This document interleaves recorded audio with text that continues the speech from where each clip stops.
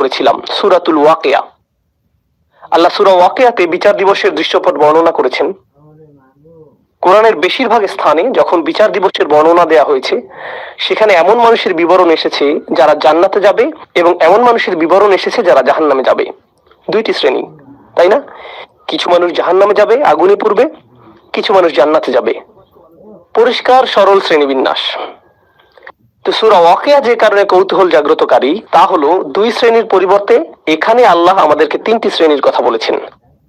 তিনি বলেছেন আসহাবুল মাইমানাতি মা আসহাবুল মাইমানা, ডান পাশের মানুষেরা।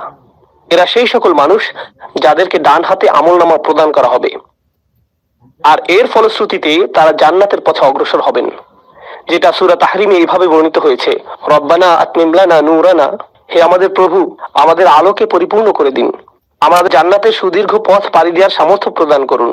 কিন্তু যেহেতু আপনার আমলনামা ডান হাতে রয়েছে, তাই আপনার ডান দিক থেকে আলো প্রতীয়মান হচ্ছে। সেই আলোর আভা আপনার বুক থেকেও ঠিকরে বেরোচ্ছে। ইয়াসআ নূরুহুম বাইনা আইদিহিম ওয়া বিআইমানিহিম, আর তারা জান্নাতের দিকে বেহেশতের সদর দরজা অভিমুখে হেঁটে যাচ্ছে। তারা হবেন ডান দিকের মানুষ। আর এরপর রয়েছে বাম দিকের মানুষ, আসহাবুশ শিমালি মা আসহাবুশ শিমাল, এরা হলো বাম দিকের মানুষ। এটুকু বোধগম্য। কিন্তু এছাড়াও আল্লাহ অস্বাভাবিকভাবে তৃতীয় একটি শ্রেণী যোগ করে বললেন ওয়াসাবিকুন আস-সাবিকুন, প্রথম সারির মানুষেরা। প্রথম সারির মানুষেরা, প্রথম এবং প্রধান, ভিআইপি সেকশন। আমি চাই যে আপনারা বিষয়টা কল্পনা করুন। বিশাল সংখ্যক মানুষ রয়েছে ডান দিকে, বিশাল সংখ্যক মানুষ রয়েছে বাম দিকে, আর তারপর কিছু সংখ্যক মানুষ রয়েছে যারা একেবারে সামনে অবস্থান করছে। এখানে পেলাম ডান অংশ, বাম অংশ এবং সামনের অংশ। আর সামনের অংশকে আল্লাহর নিকটে আনা হয়েছে, উলাইকাল মুকাররাবুন, তারা আল্লাহর নৈকট্য লাভ করেছে, তাদেরকে অনুপম এই স্থান প্রদান করা হয়েছে, এমনকি বিচার দিবসেও। তো কোন বিষয়টি এই মানুষগুলোকে বিশেষ মানুষে পরিণত করলো, আর কিভাবে তারা ডান দিকের মানুষদের থেকে আলাদা? অনেক মানুষ যারা এই আয়াতটির ব্যাখ্যা করেন তারা চিন্তা করেন মুহাজিরদের কথা, যারা রাসূল সাল্লাল্লাহু আলাইহি সাল্লামের মক্কায় অবস্থানকালে তার আহ্বানে সাড়া দিয়েছিলেন। প্রথম দিকের ইসলাম গ্রহণকারী ব্যক্তিগণ, যেমন আবু বকর সিদ্দিক রাদিয়াল্লাহু তাআলা আনহু, আলী রাদিয়াল্লাহু তাআলা আনহু, প্রথম দিকের মুসলিমগণ, তারাই প্রথম ইসলাম গ্রহণ করেছিলেন। আর আয়াতেও প্রথম সারির মানুষদের কথা বলছে।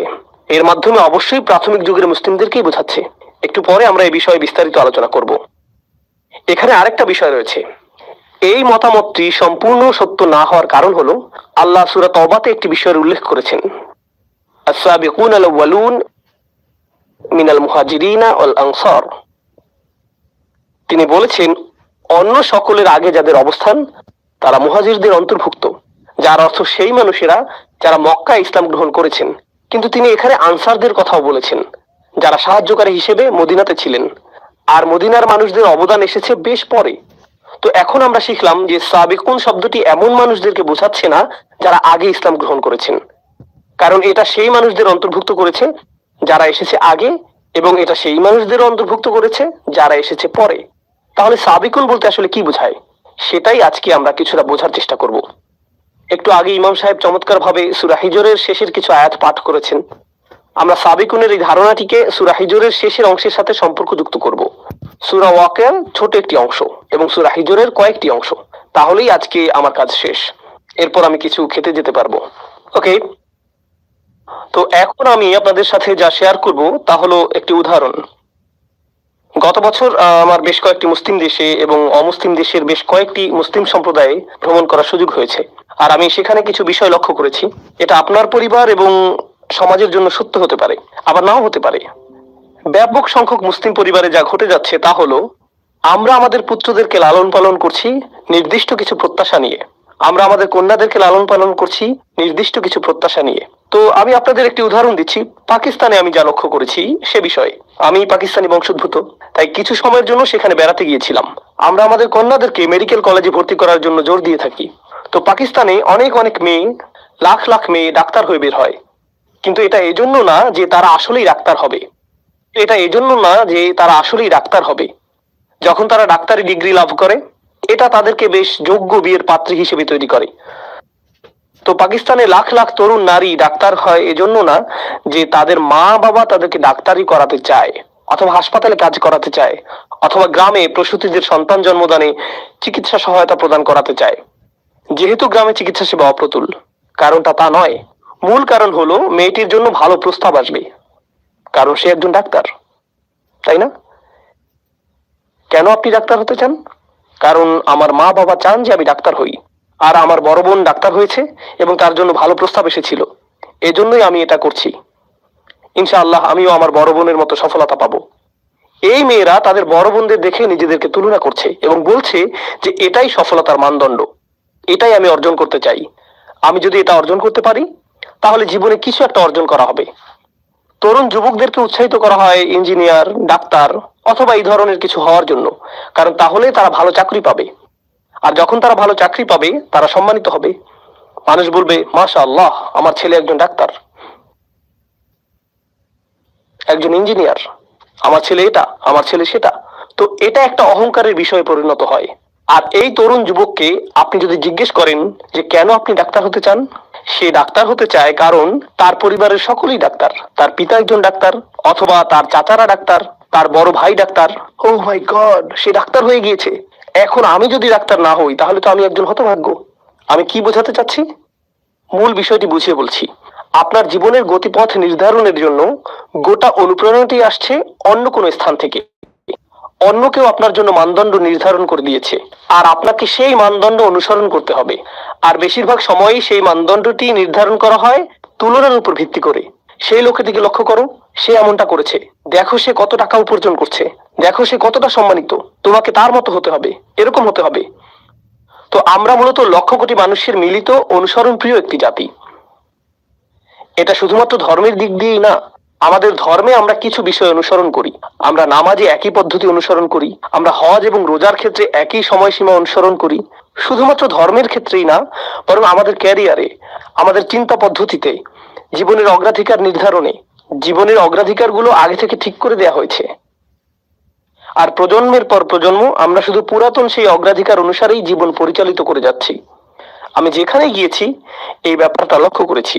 এখন আমি এটাকে তুলনা করতে চাই এমন কিছুর সাথে যা আমি মার্কিন যুক্তরাষ্ট্রে রেখেছি, এবং পৃথিবীর অন্য আরো কিছু সমৃদ্ধ দেশেও আমি এটা লক্ষ্য করেছি।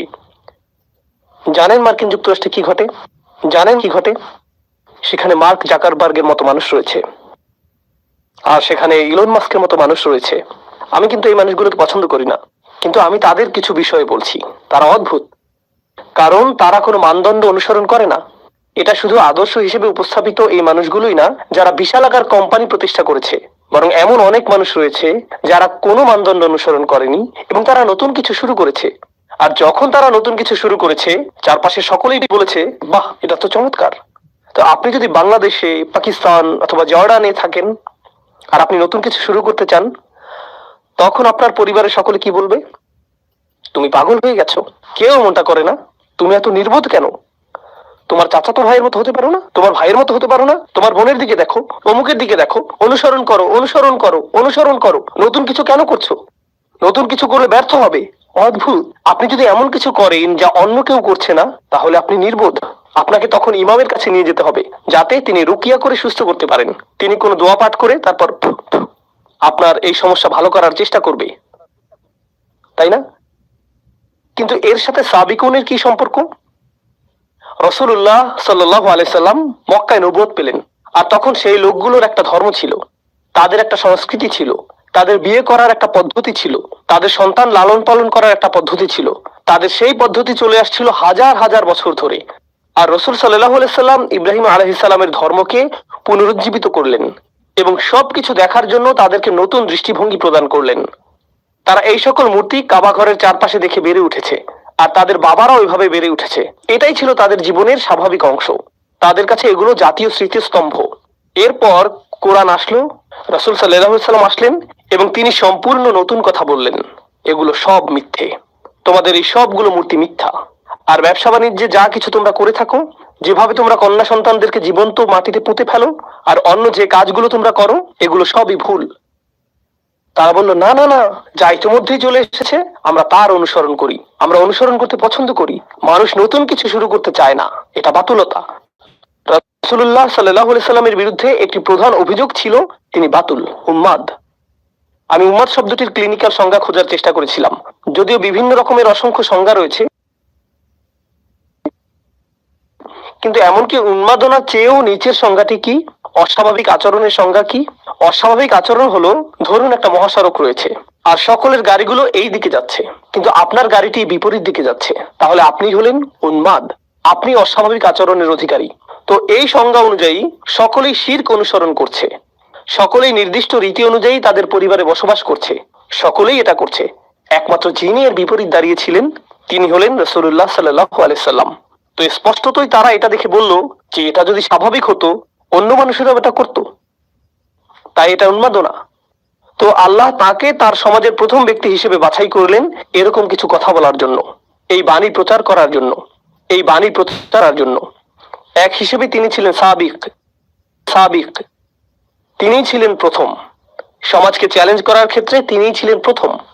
হ্যাঁ, চলে এসো, চলে আসো ইয়াংম্যান, আসো আসো, সমস্যা নেই। কোথায় যেতে চাচ্ছ? এখানে? কুল, হাই ফাইভ। ওইখানে কার দিকে হাত মারছিলে? কোনো বন্ধুর উদ্দেশ্যে? ও, ক্যামেরার দিকে? ভিডিওতে তোমাকে দেখা যাবে সেজন্য এখানে এসেছো? এখন আমি তোমার উদ্দেশ্যে হাত মারছি, এখন খুশি তো? ওকে। আমি কি ইসলাম নিয়ে কিছু একটা বলছিলাম? ও, সাবিকুন, ঠিক আছে।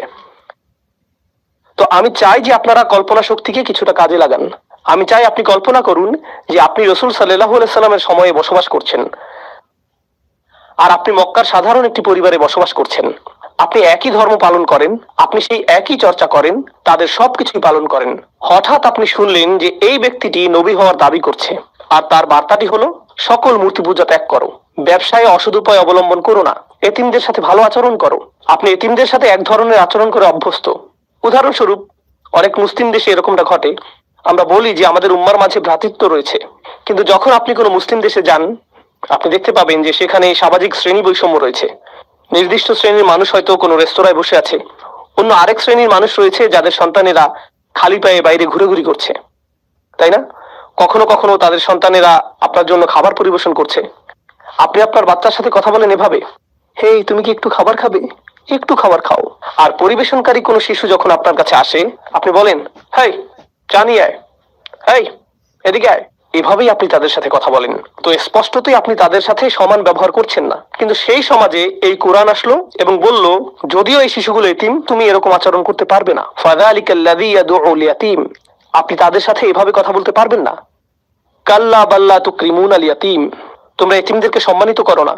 এতিমদেরকে সম্মানিত করা? আপনি কি বলছেন যে কাজের লোককে সম্মান দেখাতে হবে? আমি সম্মান প্রদর্শন করি এমন মানুষকে যে কমপক্ষে একজন ডাক্তার,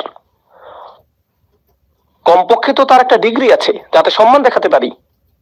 জানেন উম্মার আরেকটা বিষয় আমি লক্ষ্য করেছি, অনেক সময় যখন আপনি নতুন কোন স্থানে যান, মানুষ নিজের ব্যাপারে প্রথম কোন কথাটি বলে? সে কি অর্জন করেছে।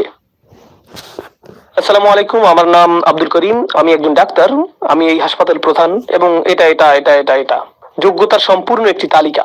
আমি আপনাকে চিনি না, কিন্তু আপনি আমার কাছে আসলেন আর বললেন, আসসালামু আলাইকুম রহমতুল্লাহ, আমার নাম এটা এটা, আমি এই মসজিদটি প্রতিষ্ঠা করেছি। ওহ কুল। আমি চাই যে আপনি বিষয়টি জানেন। আমরা এরকম কেন বলি? কারণ কেন আপনি আমাকে সম্মান করবেন যদি না জানেন যে আমি কি অর্জন করেছি? আমাকে সম্মান করার আপনার কোনো কারণ নেই। কোরআন কি বলে? কোরআন বলছে যে এতিমদেরকে আপনার সম্মান করতে হবে। আল্লাহ বলেছেন যে প্রতিটি আদম সন্তানই সম্মানিত। আমি তাদের যোগ্যতা সম্পর্কে জানি না, আমি জানি না কোন পরিবার থেকে তারা এসেছে, আমি জানি না তাদের পেছনের ইতিহাস কি, তারা কি পোশাক পরেছে তাতে কিছু যায় আসে না। আমি তাদের গায়ের রং অথবা ভাষা, আঞ্চলিকতার পরোয়া করি না। তারা কোন গ্রাম থেকে এসেছে এগুলো কোনোটাই গুরুত্বপূর্ণ না। প্রতিটি আদম সন্তানই সম্মানিত, এটাই কোরআনে এসেছে। আপনি কিন্তু এখনো আপনার কল্পনা ব্যবহার করছেন। আপনি জাহিলি মক্কাতে রয়েছেন আর বলছেন এটা অদ্ভুত, সকলে এখন সমান। ওকে, গৃহহীন এই পথশিশুটি আমার সামনে,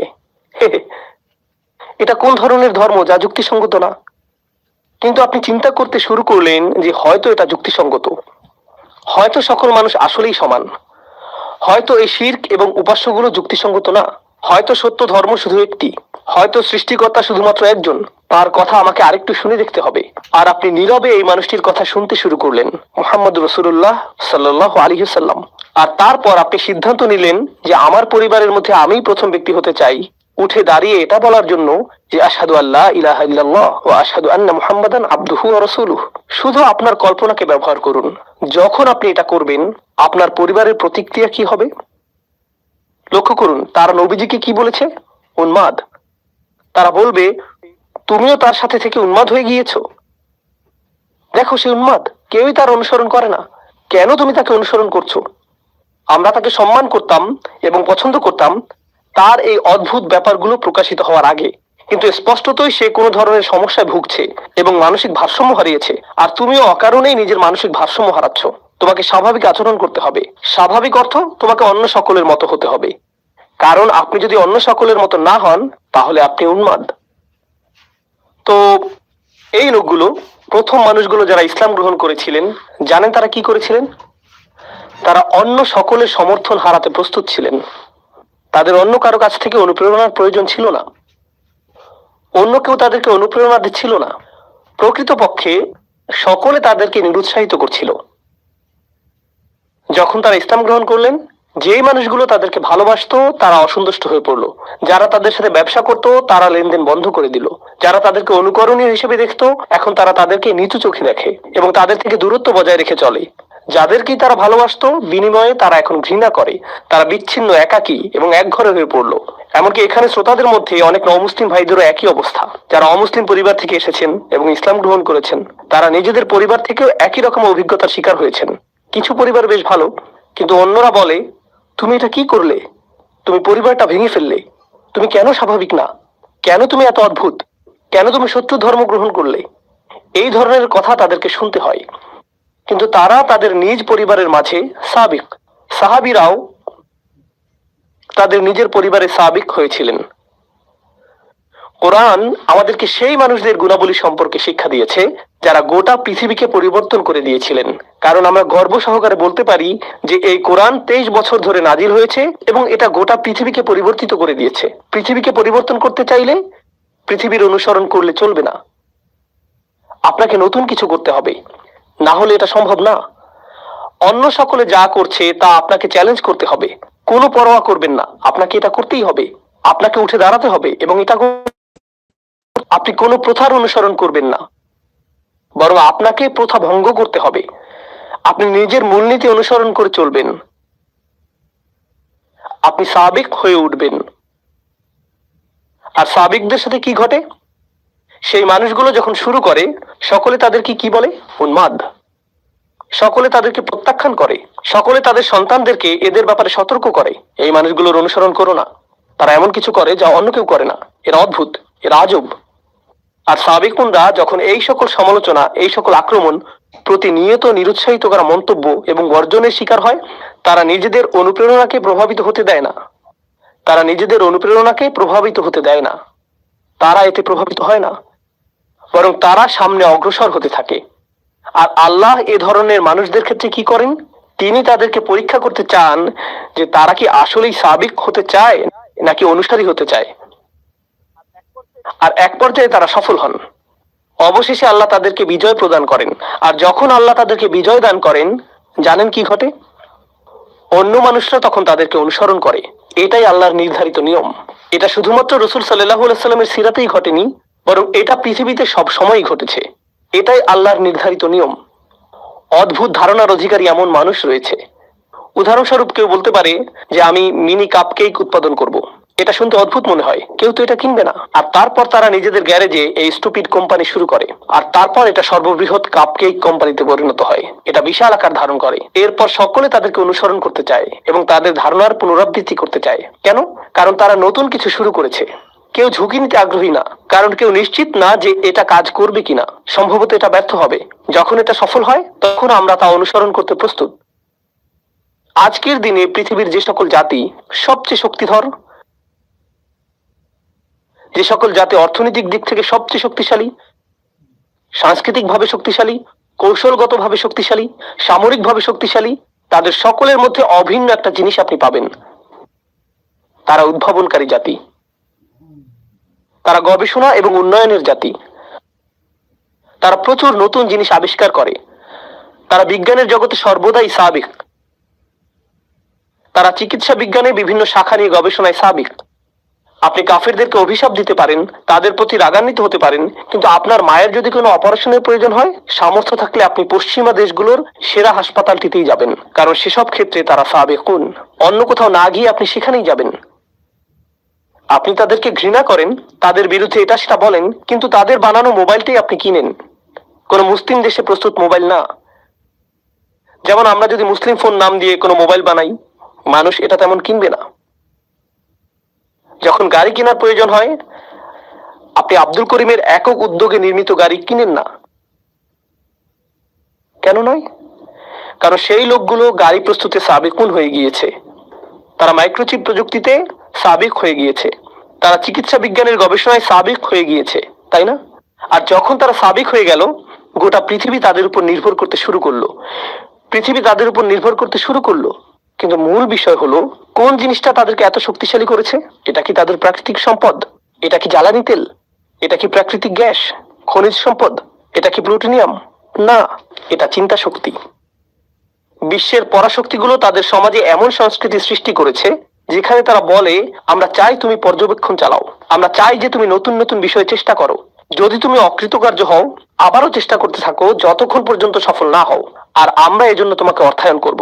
এটাকেই তারা বলে রিসার্চ অ্যান্ড ডেভেলপমেন্ট। এটাই তারা করে। আর ধারণাটি এতটাই শক্তিশালী যে জ্ঞানী মুসলিমরা সারা পৃথিবী থেকেই, পাকিস্তান, বাংলাদেশ, সিরিয়া, সৌদি আরব, সারা পৃথিবী থেকেই যখন তারা কোনো বিষয়ে প্রকৃত গবেষণা করতে চায় এবং তারা সামনে অগ্রসর হতে চায়, তখন তারা কোথায় যায়? তারা আমেরিকায় যায়, ইংল্যান্ডে যায়, সুইডেনে যায়, ডেনমার্কে যায়, তারা অস্ট্রেলিয়ায় যায়, তারা এই বিশ্ববিদ্যালয়গুলোতে যায়। কারণ এই বিশ্ববিদ্যালয়গুলো এমন বিষয় বুঝতে পেরেছে যা উত্তরাধিকার হিসেবে আল্লাহ আমাদেরকে দিয়েছিলেন। আমাদেরকে সকল বিষয়ে সাবেকুন হতে হবে, আমাদেরকে সকল বিষয়ে সকলের থেকে এগিয়ে যেতে হবে। ধর্মের দিক থেকে আমরা এগিয়ে আছি, কিন্তু বিজ্ঞানের ক্ষেত্রে, ব্যবসার ক্ষেত্রে, সমাজ বিনির্মাণের ক্ষেত্রে আমরা পিছিয়ে আছি। অন্য জাতির দিকে ইশারা করে এটা বলা খুবই সহজ যে এই লোকগুলো অনেক শক্তিধর। কখনো কি অধ্যয়ন করেছেন যে কিভাবে তারা এই শক্তি অর্জন করলো? ও না, শয়তান তাদের সাথে রয়েছে, দাজ্জাল তাদেরকে সাহায্য করছে। এটাই আপনার জবাব। এজন্যই আপনারা অগ্রসর হতে পারছেন না, এজন্যই আপনাদের কথা কেউ শুনে না, কারণ আপনারা মৌলিক কিছু বিষয় বুঝতে পারছেন না যা আল্লাহ প্রদত্ত নিয়মের অংশ। এটা আল্লাহ প্রদত্ত নিয়ম, এটা আল্লাহ প্রদত্ত নিয়ম যে যারা চেষ্টা করবে এবং যারা সাবেকুন হবে তারাই সফলতা পাবে, আর অন্য সকলেই তাদের অনুসরণ করবে, অন্য সকলেই তাদের মতো হতে চাইবে। জ্ঞানের যে কোনো শাখা নিয়ে চিন্তা করুন, যে কোনো শাখা। আপনারা জানেন গল্প লেখার জন্য একটা নির্দিষ্ট ধরন রয়েছে এবং ইংরেজি সাহিত্যের একটি মানদণ্ড রয়েছে যে কিভাবে গল্প লিখতে হবে। কেউ এসে সম্পূর্ণ ভিন্ন ধরনের গল্প লিখলো, যেখানে শেষের অংশটা শুরুতে লেখা হলো। সে পুরো গল্পটির ধারাবাহিকতাকে উল্টোভাবে উপস্থাপন করলো, আর হঠাৎ করে তা সর্বাধিক বিকৃত বই পরিণত হলো। এখন হাজার হাজার বই এই ধারণাটি ব্যবহার করছে, কারণ এটা নতুন কিছু, এটা অভিনব এবং সৃজনশীল একটা বিষয়। কেন আমি আপনাদেরকে এত কথা বলছি? কারণ আমি চাই যে কিছু বিষয় আপনারা মাথা থেকে ঝেড়ে ফেলে দিন, অন্যের কপি করা বন্ধ করে দিন, সৃজনশীল হন, নিজে থেকে চিন্তা করুন। অনেক মুসলিম তরুণ বলে, ইসলামের জন্য আমি কি করতে পারি? আমি ইনফ্লুয়েন্সার হতে চাই। আসলেই আপনি ইনফ্লুয়েন্সার হতে চান? আপনি নিজেই তো ইনফ্লুয়েন্সের মধ্যে রয়েছেন। নিজেকে জিজ্ঞেস করুন কেন আপনি ইনফ্লুয়েন্সার হতে চান। ও, কারণ আমি অমুককে দেখেছি সে এরকম ইনফ্লুয়েন্সার, বিষয়টা অসাধারণ, তাই আমিও এরকম হতে চাই। এটা কি কপি করা না? আমি কন্টেন্ট ক্রিয়েটর হতে চাই। কন্টেন্ট তৈরি করার মাধ্যমে আপনি উম্মার সেবা করতে চান। এর অর্থ কি? দেখি তো অন্য মানুষেরা কি কন্টেন্ট তৈরি করেছে। ও, এটাকে কপি করতে হবে, কারণ এটা এখন ট্রেন্ডিং, তাই এমন কিছু তৈরি করি যা ভাইরাল। এমন হ্যাশট্যাগ ব্যবহার করব যা অন্য সকলে ব্যবহার করছে। কপি, কপি, কপি এবং কপি। আপনি জনপ্রিয় বিষয়ের পেছনে ছুটছেন। প্রযুক্তিগত বিবেচনায় আপনি নতুন কিছু করছেন, কিন্তু মনস্তাত্ত্বিক বিবেচনায় আপনি সেই একই জিনিস করছেন যা হাজার হাজার বছর ধরে করা হচ্ছে, কপি করা। আমাদের ধর্মে আমাদেরকে দেয়া হয়েছে একটি উদ্দেশ্য, একটি মিশন। মুসলিমরা নিজেদেরকে অন্য সংখ্যালঘুদের মতো সংখ্যালঘু মনে করা উচিত না। আমি এমন মুসলিমদের কথা বলছি যারা অমুসলিম দেশে রয়েছে। আমি যেহেতু এখন অস্ট্রেলিয়ায়, তাই এখন আপনাদের উদ্দেশ্যে বলছি। মূলত আমি বসবাস করি আমেরিকায়। আমেরিকাতে বলা হয়ে থাকে যে চাইনিজ সম্প্রদায় হলো সংখ্যালঘু, ল্যাটিনো সম্প্রদায় হলো সংখ্যালঘু, বিভিন্ন ধর্মীয় সম্প্রদায় যেমন বৌদ্ধরা সংখ্যালঘু, হিন্দুরা সংখ্যালঘু, মুসলিমরাও সংখ্যালঘু। আমরা শুধুমাত্র সংখ্যালঘু সম্প্রদায়। লক্ষ্য করুন, আপনাকে চিহ্নিত করার জন্য আপনি অন্য কাউকে সুযোগ করে দিচ্ছেন। আপনি এই চিহ্নিতকরণ মেনে নিয়েছেন। আর আমরা যেহেতু সংখ্যালঘু, আমাদের নিজেদের সংখ্যালঘু অধ্যুষিত এলাকায় স্থানান্তরিত হওয়া উচিত। আর তারপর সেখানে আমরা এমন সব কাজ করি যা আমরা সব সময় করে থাকি, তাই না? আমরা বড় চিন্তা করছি না। আমরা এমন চিন্তা করি না যে কিভাবে আমরা এমন আদর্শ মুসলিম হতে পারবো এবং এমন আদর্শ সম্প্রদায় পরিণত হতে পারবো যেখানে অমুসলিমরা এসে বলবে যে আমরা এখানে বসবাস করতে চাই, এই এলাকায় স্থানান্তরিত হতে চাই, আমরা এই মানুষগুলোর কাছাকাছি থাকতে চাই। জানেন সাধারণত কি ঘটে যখন মুসলিমরা কোনো এলাকায় স্থানান্তরিত হয়? অমুসলিমরা সেই এলাকা ছাড়তে থাকে। ও, এই এলাকার অদ্ভুত হয়ে গিয়েছে। আর সেই এলাকার জমির মূল্যমান বাড়ার পরিবর্তে সেখানকার মূল্যমান কি ঘটে? পতন ঘটতে থাকে। অন্য সংখ্যালঘু সম্প্রদায়ের ক্ষেত্রে যখন তারা কোনো এলাকায় স্থানান্তরিত হয় তখন কি ঘটে? সেই এলাকার মূল্যমান বৃদ্ধি পায়, কারণ তারা সৃজনশীল আর নতুন কিছু করে, তারা নতুন জিনিস তৈরি করে, তারা একে অপরের সাথে সহযোগিতা করে, যেটা আমার পরবর্তী আলোচ্য বিষয়। শক্তিশালী এবং সৃজনশীল একটি মুসলিম সম্প্রদায় গঠনের ক্ষেত্রে আমাদের করণীয় কি? প্রথমত, পারিবারিক পরিসরে যদি আপনার ছেলে অথবা মেয়ে সৃজনশীল কিছু করতে চায়, তারা স্বতন্ত্র কিছু করতে চায়, কেবলমাত্র প্রভাব সৃষ্টিকারী মানুষ না হয়ে তারা আবিষ্কার করতে চায়, তারা উম্মার জন্য এমন সেবা প্রদান করতে চায় যেমনটা আগে করা হয়নি, তাহলে তা করতে দিন। আমি আপনাদের একটা ঘটনা বলবো যে আসলেই আমাকে প্রভাবিত করেছে। পাকিস্তানে এক তরুণের সাথে আমার সাক্ষাৎ হয়েছিল, তার নাম উল্লেখ করব না। সাক্ষাতের সময় সে বিশ্ববিদ্যালয়ে পড়ছিল, আর বিশ্ববিদ্যালয়ে থাকাকালীন সে পাকিস্তানে তার গ্রামে গিয়েছিল। যখন সে সেখানে গেল, সে লক্ষ্য করলো যে রাস্তাগুলোর অবস্থা অত্যন্ত খারাপ, আর কাছাকাছি কোনো হাসপাতাল নেই। যখন সেখানে কোনো নারী সন্তান সম্ভবা হয়, তাদেরকে পিক আপ ট্রাকের পিছনে 3 ঘন্টা ভ্রমণ করতে হয়। সন্তান সম্ভবা নারী যিনি শীঘ্রই সন্তান জন্ম দিবেন, তাকে পিক আপ ট্রাকের পিছনে থাকতে হয়। এভাবে 3 ঘন্টা লাগে হাসপাতালে পৌঁছতে। আর এই সকল নারীর বেশিরভাগেরই সন্তান মারা যায়। আর এটাই গ্রামীণ জীবনের বাস্তবতা। তারা নিজেরা সন্তান জন্মদানের চেষ্টা করে, যদি জটিলতা তৈরি হয় তখন তাদেরকে ডাক্তারের কাছে নিতে হয় এবং পথিমধ্যে অনেকেই মৃত্যুবরণ করে। আর সে এটা কাছ থেকে দেখলো। তো সে যা করার সিদ্ধান্ত নিল তা হলো সে একটা সমাধান তৈরি করার চেষ্টা করলো। সে পুরাতন কিছু ট্রাক কিনলো, কিছু গবেষণা প্রেমী ছাত্র এবং ডাক্তারদের সহায়তায় সে বহনযোগ্য মোবাইল স্বাস্থ্য কেন্দ্র তৈরি করলো, যার মধ্যে শিশু জন্মদানের জন্য বিশেষজ্ঞ চিকিৎসা ব্যবস্থা রয়েছে। আর সে শিক্ষা কার্যক্রম চালু করলো যেখানে গ্রামীণ নারীদেরকে শেখানো হয় কিভাবে সন্তান জন্মদানে সহায়তা করতে হবে যদি পরিবহনের কোনো ব্যবস্থা নাও থাকে। তো গ্রামের 20-30 জন নারী এখন জানেন যে কিভাবে সন্তান জন্মদানে সহায়তা করতে হয়। আর যখন এটা সফল হলো, গোটা পাকিস্তানের 2, 3, 4, 5, 10, 15, 20, 100 গ্রামে এটা ছড়িয়ে পড়লো। আর হাজার হাজার শিশুদের জীবন রক্ষা হয়েছিল এই ছাত্রের প্রচেষ্টার মাধ্যমে। এই ছাত্রের সাথে আমার কথা হয়েছিল, আর আমি তাকে জিজ্ঞেস করেছিলাম, এই কাজে তোমার সবচেয়ে বড় চ্যালেঞ্জ কোনটা? জানেন সে কি বলেছিল?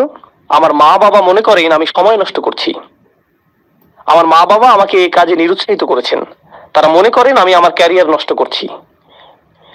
আর এর মাধ্যমে আমি বুঝতে পেরেছিলাম যে এটা একমাত্র তার ক্ষেত্রেই ঘটছে না। এই উম্মার মাঝে আমাদের কিছু প্রতিভাবান ছেলে মেয়ে রয়েছে যারা একটা সমস্যাকে দেখে এবং তাদের সৃজনশীল চিন্তা, আকাঙ্ক্ষা এবং অভিপ্রায় দ্বারা সমস্যাটিকে সমাধানের চেষ্টা করে। তাদের সেই যোগ্যতা রয়েছে। জানেন কে তাদের পথে প্রায় বাধা হয়ে দাঁড়ায়? শুধুমাত্র তাদের বাবা মাই না, বরং গোটা সংস্কৃতিই বলে, না না না না, তুমি এটা করো না, তুমি অন্য সকলকে কপি করো, সাবেক হওয়ার প্রয়োজন নেই, নতুন কিছু করো, অভিনব কিছু করবে না, নতুন কোনো সমাধান খুঁজবে না, নতুন কোনো সমাধান খুঁজবে না, এটা যেরকম আছে সেরকমই থাকবে, এভাবেই থাকতে দাও। কারণ আমরা বরং জিনিসগুলো যেভাবে আছে সেভাবেই রেখে দিব। আর তারপর গভীর রাতে একত্রিত হয়ে চা পার্টি করব আর আলোচনা করব যে সরকার কতটা দুর্নীতিগ্রস্ত, কেন কেন কিছু পরিবর্তিত হবে না এবং কেন পরিস্থিতি এতটা খারাপ। এটাই আমাদের পদ্ধতি। বেড়ে ওঠো, পেটে মেদ জমাও, চায়ের দোকানে গিয়ে বসো আর উম্মার সমস্যাগুলো সেখানে আলোচনা করো। কারণ আমরা এভাবেই করে এসেছি, তোমাকেও এভাবেই করতে হবে, নতুন কিছু করবে না। এমনকি আপনাদের এই মুসলিম সম্প্রদায়ের দিকে লক্ষ্য করুন। মাশাআল্লাহ, আল্লাহ এই মুসলিম সম্প্রদায়কে রক্ষা করুন। এই সম্প্রদায়ে কিছু ব্যবসা রয়েছে, কিছু প্রতিষ্ঠান রয়েছে যারা আসলেই কঠোর পরিশ্রম করছে। আর এখানে দাতব্য কিছু প্রতিষ্ঠান রয়েছে যারা হলো এই মুসলিম সম্প্রদায়ের মেরুদণ্ড। আপনারা সকলে এগুলোতে দান করেন, কিন্তু কিছু পরিবার এবং ব্যবসা প্রতিষ্ঠান এগুলো প্রতিষ্ঠা করেছিলেন যারা অভিনব কিছু করেছেন। তারা কিন্তু ধনী হওয়ার জন্য এটা করেননি, বরং দান করার জন্য এমনটা করেছেন। আর যখন তারা এমনটা করলেন, আপনি আমি এটা থেকে এত এত সুবিধা পাচ্ছি। আমরা যে মসজিদে এখন বসে আছি, হয়তো এটা তাদের কঠোর পরিশ্রম এবং অভিনব চিন্তার ফসল। তারা এটা করেছেন। আর আমরা চিন্তা করি, না না না, আরে ভাই, আপনি মানুষকে দুনিয়ার পিছনে ছুটতে বলছেন। এই ধর্মটির মূল বিষয় হলো আখিরাত। কেন আপনি দুনিয়া নিয়ে কথা বলছেন? এর জবাব আমি দিচ্ছি। প্রথম বিষয় আমি বলবো, আপনার একটু কোরআন পাঠ করা উচিত। আর দ্বিতীয় বিষয় বলবো, আপনার রাসূলুল্লাহ সাল্লাল্লাহু আলাইহি সাল্লামের সিরাতও একটু পাঠ করা উচিত। জানেন, রাসূল সাল্লাল্লাহু আলাইহি সাল্লামের সিরাতের সবচেয়ে গুরুত্বপূর্ণ ঘটনাগুলোর একটি হলো হিজরত। রাসূল সাল্লাল্লাহু আলাইহি সাল্লাম হিজরত করেছিলেন। হিজরত কিভাবে ঘটেছিল বলে আপনি মনে করেন? এর অর্থায়ন কে করেছিল? কে সহায়তা করেছিল? বাহনের জন্য কে খরচ করেছিল? কে নিশ্চিত করেছিল যে রাস্তাটি হবে নিরাপদ এবং গোপন? এর জন্য কি অর্থের প্রয়োজন না? যখন রাসূল সাল্লাল্লাহু আলাইহি সাল্লাম সর্বপ্রথম তার দাওয়াতি কাজ শুরু করলেন, কে এর সহায়তা করেছিল? এমনকি কিভাবে তার দৈনিক আহারের ব্যবস্থা হতো, সেটা কোথা থেকে আসতো? সেটা কি সরাসরি আকাশ থেকে নেমে আসতো? খাদিজা রাদিয়াল্লাহু তাআলা আনহা সহায়তা, আবু তালিবের সহায়তা, আবু বকর সিদ্দিকের সহায়তা, এগুলো কি অর্থনৈতিক এবং ব্যবসায়িক সহায়তা না? আর ব্যবসায় সফল হতে হলে আপনাকে কি সৃজনশীল হতে হবে না? আমরা লাখ লাখ মুসলিম তরুণকে একটা চাকরি পাওয়ার শিক্ষা দিই, যাতে তারা সৃজনশীল মানুষদের জন্য কাজ করতে পারে। নিজে সৃজনশীল হওয়ার প্রয়োজন নেই। নিজে সৃজনশীল হওয়ার প্রয়োজন নেই। ডাক্তার হও, অ্যাকাউন্টেন্ট হও, ইঞ্জিনিয়ার হও, ইঞ্জিনিয়ারিং প্রতিষ্ঠানের জন্য কাজ করো, তাদেরকে অর্থশালী করো, তাদের ব্যবসাকে বড় করো। আল্লাহ আমাদের নিজেদের ক্ষমতায়নের কথা বলেছেন, মৈত্রী সম্পর্ক তৈরির কথা বলেছেন। মৈত্রী সম্পর্ক অর্থনীতি এবং ব্যবসা বাণিজ্যের মাধ্যমেও সৃষ্টি হয়। কোরআনের মনোরম একটা বিষয় হলো, আল্লাহ বলেছেন, ওয়াল্লাযীনা কাফারু বা'দুহুম আউলিয়াউ বা'দ। কাফিররা একে অপরের মিত্র। কাফিররা একে অপরের মিত্র। আর ওয়াল মুমিনুনা ওয়াল মুমিনাত বা'দুহুম আউলিয়াউ বা'দ। মুমিন পুরুষ এবং নারীরা একে অপরের মিত্র। কিন্তু তিনি এই আয়াতটির শেষে বলেছেন, ইল্লাম তাফআলু তাকুন ফিতনাতুন ফিল আরদ। তোমরা যদি এটা না করো, তাহলে পৃথিবীতে ফিতনা সৃষ্টি হবে। যদি তোমরা মিত্র না হও, যদি তোমরা পরস্পর সহযোগিতা না করো, যদি তোমরা বৃহত্তর প্রতিষ্ঠান এবং সমন্বিত বিনিয়োগ সৃষ্টি না করো, তাহলে পৃথিবীতে বড় ধরনের ফিতনা সৃষ্টি হবে। আমাদেরকে এখন মসজিদ নির্মাণের বাইরেও আরো চিন্তা করতে হবে। আমাদেরকে দাতব্য প্রতিষ্ঠান নির্মাণের বাইরেও আরো চিন্তা করতে হবে। আমাদেরকে শক্তিশালী ব্যবসা প্রতিষ্ঠা করতে হবে, সর্বোত্তম বিশ্ববিদ্যালয়, সেরা সব প্রতিষ্ঠান। আমাদেরকে অনেক অনেক অনেক বড় চিন্তা শুরু করতে হবে এবং পরস্পরের মাঝে মৈত্রী নিয়ে নতুন করে চিন্তা করতে হবে। কিন্তু এটা করার জন্য আমাদের নিজেদের মাঝে তুলনা করা বন্ধ করতে হবে এবং একে অপরকে ধ্বংস করা বন্ধ করতে হবে। সংক্ষেপে আরো কিছু কথা বলবো এবং এরপর সূরা হিজরের শেষের দিকের আয়াতে যাব, যেরকম কথা আপনাদেরকে দিয়েছিলাম। সফল সমাজ ব্যবস্থার একটা বিষয় আমি লক্ষ্য করেছি, যা রাসূল সাল্লাল্লাহু আলাইহি সাল্লামের সিরাতে উপস্থিত ছিল। আর তা হলো ঈমানদারগণ একে অপরকে সহায়তা করা। যখন কেউ ব্যর্থ হয়েছে, তারা তাকে অনুপ্রেরণা দিয়েছিলেন, অনুপ্রেরণা দিয়েছিলেন, অনুপ্রেরণা দিয়েছিলেন। আর জানেন এখন আমাদের মাঝে কি ঘটে? যখন কেউ সফল হয়, আমরা তার সমালোচনা করি, সমালোচনা করি, সমালোচনা করি এবং সমালোচনা করা নিশ্চিত করি, যতক্ষণ পর্যন্ত না সে ব্যর্থ হয়। এরপর আমরা বাকি সকলে শান্তি অনুভব করি। সফল সমাজ ব্যবস্থা ব্যর্থ মানুষকে গ্রহণ করে এবং তাদেরকে বারবার চেষ্টা করার জন্য অনুপ্রাণিত করে, যতক্ষণ না তারা সফল হয়ে যায়। আর ব্যর্থ সমাজ ব্যবস্থা সফল ব্যক্তিদের পিছু নেয় এবং তাদেরকে সহ্য করতে পারে না, ফলে তাদেরকে নিচে নামিয়ে দিতে চায় পরস্পরের মাঝে মৈত্রী, শক্তি এবং সহায়তা সৃষ্টি করার পরিবর্তে। এ বিষয়ে প্রচুর চিন্তা শক্তি ব্যয় করতে হবে যে আধুনিক সময়ে এই আয়াতগুলো কি অর্থ বহন করছে। কিন্তু আপনাদের মধ্য থেকে যারা অভিনব কিছু করবেন, আমার উদাহরণের সেই তরুণ যুবকটির মতো যারা নতুন কিছু করবেন, যারা শুধুমাত্র প্রভাব সৃষ্টিকারী হবেন না, আপনাকে বাস্তব কিছু করতে হবে। আপনি বাস্তব সমস্যা সমাধান করতে চাইবেন। আপনাকে বলে রাখছি, উম্মার সকল সমস্যা আপনি একা সমাধান করতে পারবেন না। যখন মানুষ এসে প্রশ্ন করে, স্যার কিভাবে আমরা উম্মার সকল সমস্যা সমাধান করব, এই সমস্যা শেষ হবে যখন আপনি এরকম নির্বুদ্ধিতা সুলভ প্রশ্ন করা বন্ধ করবেন, যখন আপনি বস্তুনিষ্ঠ প্রশ্ন করা শুরু করবেন। এখানে আমি একটা সমস্যা দেখছি, আমি এটা সমাধান করতে পারবো, কিন্তু এটা সব সমস্যার সমাধান করবে না। আমাদের সংখ্যা তো কয়েকশো কোটি। আমাদের প্রত্যেকেই যদি একটি করে ছোট সমস্যা সমাধান করি, কল্পনা করতে পারেন আমরা কি ধরনের উম্মায় পরিণত হব? যদি আমাদের কিছু অংশ চিকিৎসা সমস্যা সমাধান করি, আর আমাদের কিছু অংশ সামাজিক সমস্যা সমাধান করি, আর আমাদের কিছু অংশ শিক্ষা সমস্যা সমাধান করি, আমাদের কিছু অংশ রাজনৈতিক সমস্যা সমাধান করি। দেখতে পাচ্ছেন কিভাবে এটা একত্রে জমা হচ্ছে। সকল সাহাবী কি একই কাজ করেছেন, নাকি তাদের প্রত্যেকেই ভিন্ন ভিন্ন সম্ভাবনাকে কাজে লাগিয়েছেন? তাদের প্রত্যেকেই অবদান রেখেছেন এবং সাহাবীকে পরিণত হয়েছেন তাদের নিজস্ব পরিসরে, তাদের নিজস্ব প্রতিভায়। তারা সকলেই একরকম ছিলেন না। তাদের প্রতি রাসূল সাল্লাল্লাহু আলাইহি সাল্লামের প্রত্যাশাও একরকম ছিল না। তো এটা আপনার মাথায় গেঁথে দেওয়ার জন্য সৌভাগ্যবশত এই আয়াতটি একটু আগে আমরা নামাজে শুনেছি। এখানে রাসূল সাল্লাল্লাহু আলাইহি সাল্লামকে একটি নির্দেশ দেওয়া হয়েছে, আর যখন তাকে কোনো নির্দেশ দেওয়া হয় আমরা এটাকে সুন্নাহ হিসেবে গ্রহণ করি। তাকে বলা হয়েছে আর তার মাধ্যমে আমাদেরকেও বলা হয়েছে। তিনি বলছেন ফাসদা বিমা তুমারু ওয়া আ'রিদ আনিল মুশরিকিন। এই আয়াতটি আমার অনেক প্রিয়। আল্লাহ বলেছেন, খেয়াল করুন, সংকল্পবদ্ধ হন এবং সামনে এগিয়ে যান যা করতে আপনাকে নির্দেশ দেওয়া হয়েছে, এবং মুশরিকদেরকে উপেক্ষা করুন। যারা পেছনে কথা বলে তাদেরকে উপেক্ষা করুন, সমালোচকদেরকে উপেক্ষা করুন, তাদের উপেক্ষা করুন যারা মনে করে যে আপনি শক্তিহীন, তাদের উপেক্ষা করুন যারা মনে করে যে আপনি তাদের জন্য হুমকি। উপেক্ষা করুন, উপেক্ষা করুন, উপেক্ষা করুন। আপনার একটি মিশন রয়েছে, আপনার মিশনের প্রতি মনোযোগী হন। আপনি এই কাজে নিয়োজিত। আ'রিদ আনিল মুশরিকিন, তাদের উপেক্ষা করুন, তাদেরকে আপনার পথে আসতে দিবেন না। আরবিতে সদ্দা শব্দটি খুবই কৌতূহল উদ্দীপক। এটা দিয়ে কি বোঝায়? এটা দিয়ে বোঝায় ফাটল, কোনো পাথর অথবা মাটির রাস্তায় সৃষ্ট ফাটল। যদি আপনি একটি পাথরের মাঝে ফাটল সৃষ্টি করেন, যদি আপনি একটি পাথরের মাঝে ফাটল সৃষ্টি করেন, সদাতাহু, তো এটা এরকম যেন আল্লাহ রাসূল সাল্লাল্লাহু আলাইহি সাল্লামকে বলছেন, আপনার সামনে বিশাল একটা প্রতিবন্ধকতা রয়েছে, এর মাঝে ফাটল সৃষ্টি করুন এবং মনোযোগ হারাবেন না। প্রতিবন্ধকতা রয়েছে, এটাকে ভেঙে ফেলুন, মনোযোগ ধরে রাখুন, বিভ্রান্ত হবেন না, মুশরিকদেরকে বিভ্রান্ত করার সুযোগ দিবেন না। ফাসদা বিমা তুমারু ওয়া আ'রিদ আনিল মুশরিকিন। আপনি যদি মনোযোগ সুসংহত রাখতে পারেন, অসাধারণ অনেক কাজ আপনি সম্পূর্ণ করতে পারবেন। কিন্তু জানেন আমাদের ক্ষেত্রে কি ঘটে? জানো তারা কি বলেছে? জানো তারা কি করেছে? তাদের বক্তব্য কি?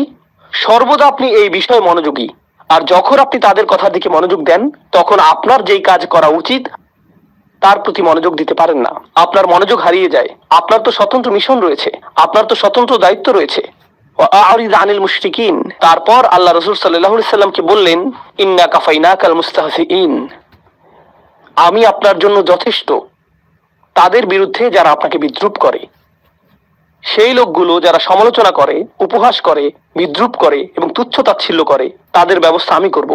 চিন্তা করবেন না। যখনই কেউ সাবিক হয়, যখনই কেউ অভিনব কিছু করে, সে উপহাসের শিকার হয়। সে উপহাসের শিকার হয়। কি করছো তুমি? কেউ এমনটা করে না, এটা নির্বুদ্ধিতা সুলভ, তুমি একটা নির্বোধ, এরকমটাই হয়ে থাকে। আর আমি আপনাদের বলতে পারি, আল্লাহ যেহেতু রাসূল সাল্লাল্লাহু আলাইহি সাল্লামকে এই কথাগুলো বলেছেন, এগুলো চিরকালের জন্য প্রযোজ্য হয়ে গিয়েছে। যখন আপনি ভালো কিছু করতে যাবেন আর তা আগে করা হয়নি কিন্তু তা করতে হবে, সেক্ষেত্রে মানুষ আপনাকে উপহাস করবে। তুমি কি মনে করেছো এতে কাজ হবে? তুমি কি মনে করেছো এটা গুরুত্বপূর্ণ? তুমি কি মনে করেছো এটা পৃথিবী পরিবর্তন করে দিবে? নিজের দিকে একবার তাকাও। এটাই আপনাকে সবসময় শুনতে হবে। আল্লাহ এর জবাব দিচ্ছেন এবং বলছেন, ইন্না কাফাইনাকাল মুস্তাহজিইন, আমি তোমার জন্য যথেষ্ট তাদের বিরুদ্ধে যারা উপহাস করে। এটাই যথেষ্ট। আর তারপর الذين يجعلون مع الله إلها آخر فسوف يعلمون ولقد نعلم أنك يضيق صدرك بما يقولون। আল্লাহ বলছেন, আমি এটাও জানি যে তারা যা বলে তাতে আপনার হৃদয়ে অস্বস্তি তৈরি হয়। এর আগে আল্লাহ তাকে বলেছেন যে এগুলো উপেক্ষা করার জন্য, কিন্তু তিনি তো মানুষ। তিনি এমন কথা শুনবেন যা তাকে প্রভাবিত করবে। আপনি এমন কথা শুনবেন যা আপনাকে প্রভাবিত করবে। এটা আপনাকে নিরুৎসাহিত করবে। এটা আপনার মাঝে নেতিবাচক শক্তি হিসেবে কাজ করবে। আপনারা জানেন এখনকার সময়ে মানুষ এভাবে কথা বলে, তোমার মধ্যে নেতিবাচক শক্তি রয়েছে, তাই আমি দূরত্ব রক্ষা করছি। তোমার মাঝে অনেক বেশি টক্সিসিটি রয়েছে। রাসূল সাল্লাল্লাহু আলাইহি সাল্লামকে এটা বলা হয়নি যে তারা যদি আপনার অবস্থাকে বিষিয়ে তোলে তাহলে মক্কা থেকে দূরে চলে যান, কারণ আপনার আরোগ্য লাভ প্রয়োজন। তাকে তো এটা বলা হয়নি। আপনাকে বিষাক্ত মানুষগুলো থেকে দূরে চলে যেতে হবে, তাকে তো এটা বলা হয়নি।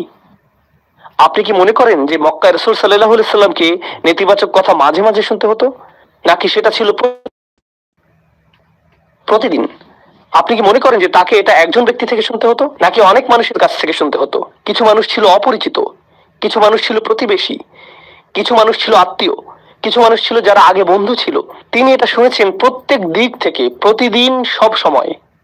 তিনি সমালোচনার বাণে জর্জরিত হতেন, নোংরা আক্রমণের শিকার হতেন, সর্বদা, সব সময়। আর এখন আল্লাহ তাকে প্রস্তুত করছেন, আর তাকে প্রস্তুত করার মাধ্যমে তিনি অনাদিকাল পর্যন্ত আগত সকল ইমানদারকে প্রস্তুত করছেন। আমি তাদের ব্যবস্থা করব। আমি জানি এটা যন্ত্রণাদায়ক, আমি জানি আপনার হৃদয় সংকুচিত হয়ে যায়, জানি এটা দুশ্চিন্তা সৃষ্টিকারী। আর তারপর তিনি তাকে সমাধান প্রদান করলেন, ফাসাব্বিহ বিহামদি রব্বিক। শুধু ঘোষণা করুন আপনার প্রভু কতটা উৎকর্ষময়। আল্লাহর উৎকর্ষতা ঘোষণা করতে থাকুন। আল্লাহর সাথে আপনার সম্পর্কটি গুরুত্বপূর্ণ। প্রসঙ্গক্রমে এখানে ফাসাব্বিহ বিহামদি রব্বিক ওয়া কুম মিনাস সাজিদিন আয়াতটি দিয়ে ইঙ্গিত করা হচ্ছে যে প্রশংসা করার মাধ্যমে আল্লাহ যে উৎকর্ষময় তা প্রকাশ পাবে। আমি একটু পরে এটা বুঝিয়ে বলছি। সিজদাকারীদের অন্তর্ভুক্ত হও।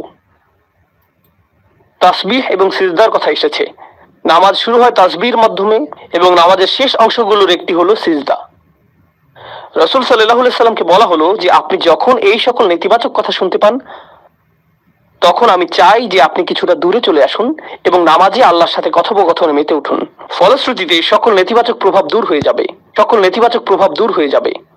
এজন্যই আমি আপনাকে নামাজ প্রদান করেছি, যাতে তারা এই সমালোচনার মাঝেও প্রশান্ত থাকতে পারে। নামাজ হলো স্বয়ং আল্লাহ প্রদত্ত থেরাপি। এটাই রাসূল সাল্লাল্লাহু আলাইহি সাল্লামকে দেয়া হয়েছিল, এটাই নামাজের ভূমিকা হওয়া উচিত।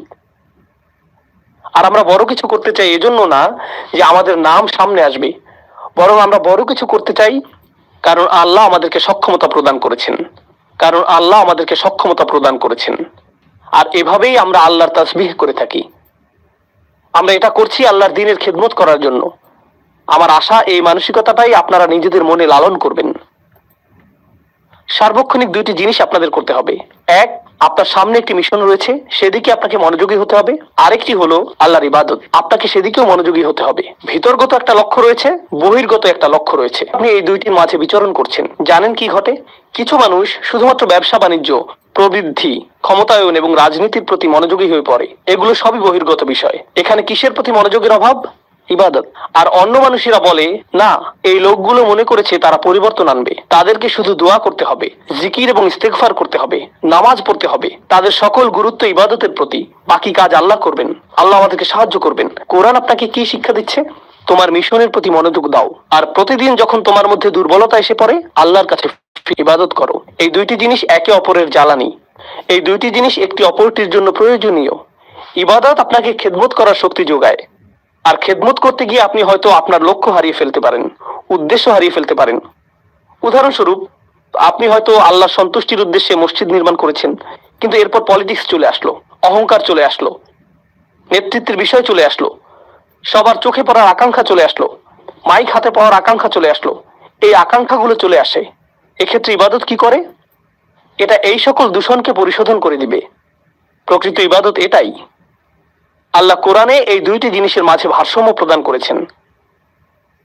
তো ফাসাব্বিহ বিহামদি রব্বিক, এই আয়াতাংশটি নিয়ে শেষের কিছু কথা বলে আজকের মতো আলোচনার ইতি টানবো ইনশাআল্লাহ তাআলা। তাসবিহ এবং হামদ দুইটি জিনিস, তাই না? দুইটি ভিন্ন জিনিস। কিভাবে আমরা তাসবিহ করি? সুবহানাল্লাহ বলে। কিভাবে আমরা হামদ পড়ি? আলহামদুলিল্লাহ বলে। আপনার জন্য বিষয়টাকে সহজ করে দিই। সাব্বিহ বিহামদি রব্বিক, সরল ভাষায় এর অর্থ আপনাদের বুঝিয়ে বলছি। তাসবিহ অর্থ আল্লাহ সম্পর্কে আপনার কোনো নেতিবাচক চিন্তা অথবা মন্তব্য থাকবে না। এটাই তাসবির অর্থ। আল্লাহ সম্পর্কে আপনি যাই বলেন তা পারফেক্ট হতে হবে। আপনি কখনোই কোনোভাবেই তার সম্পর্কে এমন কিছু ভাববেন না যা পারফেকশনের চেয়ে কম। তার রহমা হলো পারফেক্ট, তার ভালোবাসা হলো পারফেক্ট, তার পরিকল্পনা হলো পারফেক্ট। যে পরিস্থিতির মাঝে তিনি আপনাকে রেখেছেন এর বিচক্ষণতাও পারফেক্ট। উম্মার সংকটময় অবস্থায় আল্লাহর যে পরিকল্পনা, সেই পরিকল্পনাও পারফেক্ট। এটাই তাসবিহ। তো এমনকি যখন নবীজি কাফেরদের করা উপহাস শুনছেন, তারা তো ভয়ঙ্কর রকম খারাপ কাজ করছে, কিন্তু রাসূল সাল্লাল্লাহু আলাইহি সাল্লামের এই অবস্থার মধ্য দিয়ে অতিক্রম করাটাও আল্লাহর পরিকল্পনার অংশ। আর আল্লাহর পরিকল্পনা সর্বদাই কি? পারফেক্ট। নিজেকে এটা স্মরণ করিয়ে দিতে থাকুন যে এমনকি যখন আপনি ভয়ানক সব অভিজ্ঞতার মধ্য দিয়ে সময় অতিক্রম করেন, এটাও পারফেক্ট। এটাও পারফেক্ট একটি পরিকল্পনার অংশ। আপনি সম্পূর্ণ চিত্রটি দেখতে পাচ্ছেন না, শুধুমাত্র আল্লাহই তা দেখছেন। আমি আপনাদেরকে এর একটা উদাহরণ দিচ্ছি। আপনাদের মধ্যে অনেকেই রান্না করতে ভালোবাসেন। আপনি যখন রান্না করেন তখন কেউ একজন পাশে দাঁড়িয়ে দেখছে, তুমি এতগুলো লবণ দিয়েছো, এতগুলো। এতগুলো লবণ দিয়েছো? এই 5 মিনিট ধরে এত বেশি তাপমাত্রায় রান্না হচ্ছে, 5 মিনিট ধরে চলছে, আর আপনি বিরক্ত হচ্ছেন। চুপ করবে তুমি? ওইখানে গিয়ে কিছু একটা করো, জানালার ধারে গিয়ে বাইরে তাকিয়ে থাকো, আমাকে রান্না করতে দাও। তুমি এটা বুঝবে না। ও, অবশেষে রান্নাটা কিন্তু মজাই হয়েছে। কেন এমনটা হলো? কারণ সম্পূর্ণ পরিকল্পনাটি সে জানে না, আপনি জানেন। কেউ একজন কোনো কিছু অঙ্কন করছে, সে চমৎকার কিছু অঙ্কন করছে, আর আপনি পাশে দাঁড়িয়ে থেকে বলছেন, ধূসর রংটা এখানে, এই স্থানটাতে কি করছো তুমি? এভাবে তো কাজ করা যায় না, কারণ কেউ একজন পাশে থেকে নজরদারি করছে, তাই না? এখন কল্পনা করুন, আমরা উদ্বিগ্ন হয়ে পড়ি যখন আল্লাহর পরিকল্পনার একটি অংশ দেখি। আপনি পরিকল্পনার সামান্য একটা অংশ দেখেই বলছেন, কি সমস্যায় পড়ে গেলাম, কেন এমনটা ঘটছে? আর আল্লাহ বলেন, তোমার জন্য সহজ করে দিচ্ছি। সাব্বিহ, নিজেকে স্মরণ করিয়ে দাও যে পারফেকশনের অধিকারী হলেন আল্লাহ।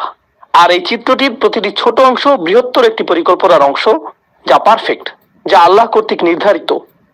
এটাই তাসবিহ। কিন্তু তিনি শুধু বলেননি যে সাব্বিহ রব্বাক, তিনি বলেছেন সাব্বিহ বিহামদি রব্বিক। তাই আমাদেরকে এখন জানতে হবে যে হামদ বলতে কি বোঝায়। তাসবিহ ছিল আল্লাহ সম্পর্কিত সবকিছুই পারফেক্ট। তার পরিকল্পনা পারফেক্ট, তার বিচক্ষণতা পারফেক্ট, তার ভালোবাসা পারফেক্ট, তার তত্ত্বাবধান পারফেক্ট, তার সাহায্য পারফেক্ট। কেউ কেউ জিজ্ঞেস করে, আল্লাহর সাহায্য কেন আসছে না?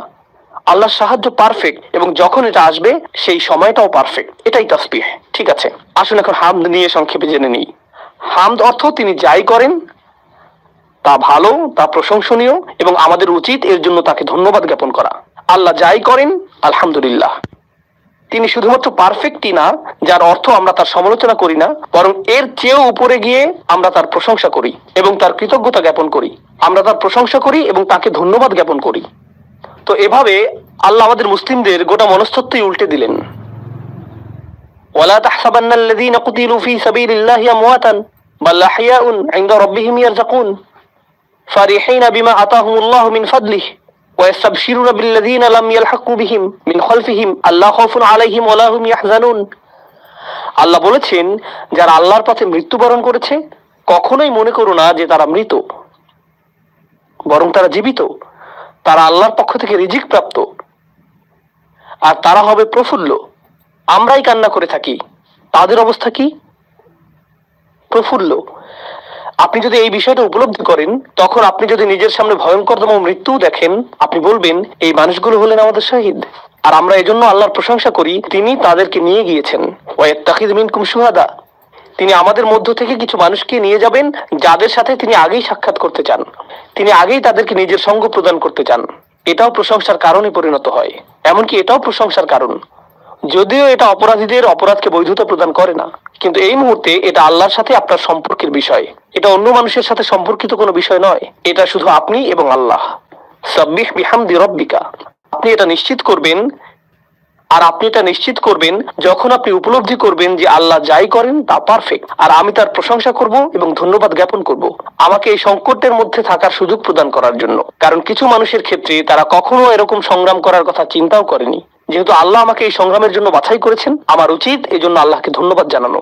কারণ এমন অনেক মানুষ রয়েছে যারা আমার চেয়ে অনেক বেশি বিচক্ষণ, যারা কখনো এমনকি এই পদক্ষেপই নেয়নি, বরং তারা শয়তানের পদাঙ্ক অনুসরণ করেছে। আমি তো কমপক্ষে আল্লাহর পথে অগ্রসর হওয়ার চেষ্টা করেছি। তাই আমার সম্মানিত এবং কৃতজ্ঞ বোধ করা উচিত যে আল্লাহ এই পথে সংগ্রাম করার জন্য আমাকে বাছাই করেছেন। অতএব আমি তার প্রশংসা করব। রাসূলুল্লাহ সাল্লাল্লাহু আলাইহি সাল্লাম বিদ্রূপের শিকার হয়েছিলেন, আর এখন তিনি আল্লাহর প্রশংসা করছেন সেই বিদ্রূপের শিকার হওয়ার জন্য। কারণ এই বিদ্রূপই তার মর্যাদাকে উন্নীত করেছে, এটা তার জিহাদের অন্তর্ভুক্ত। আল্লাহ এই সংগ্রামের জন্য তাকে বাছাই করেছেন। ফাসাব্বিহ বিহামদি রব্বিক আর ওয়াকুম মিনাস সাজিদিন। কৃতজ্ঞতার চূড়ান্ত বহিঃপ্রকাশ হলো সিজদায় অবনত হওয়া। আল্লাহর সম্মুখে বিনয়ের চূড়ান্ত বহিঃপ্রকাশ হলো সিজদায় অবনত হওয়া। তাই সিজদায় লুটিয়ে পড়ুন। আর যখন আপনি আল্লাহর সাথে এই কথোপকথন শেষ করবেন, এরপর যখন আপনি তাদের বিদ্রুপাত্মক কথা শুনবেন, ততক্ষণে সেই তাসবিহ এবং হামদ আপনাকে এতটাই দূষণমুক্ত করেছে যে এটা আপনার কাছে আর আগের মতো যন্ত্রণাদায়ক মনে হচ্ছে না। দেখতে পাচ্ছেন? উপেক্ষা করতে শিখুন। আরিদ আনিল মুশরিকিন। আমরা জানি এটা যন্ত্রণাদায়ক, আমরা জানি তারা যন্ত্রণাদায়ক কথা বলে, আমরা জানি এটা যন্ত্রণার উদ্রেক করে, আর যখনই এটা তোমার জন্য যন্ত্রণার উদ্রেক করবে, এই হলো তোমার উপশম।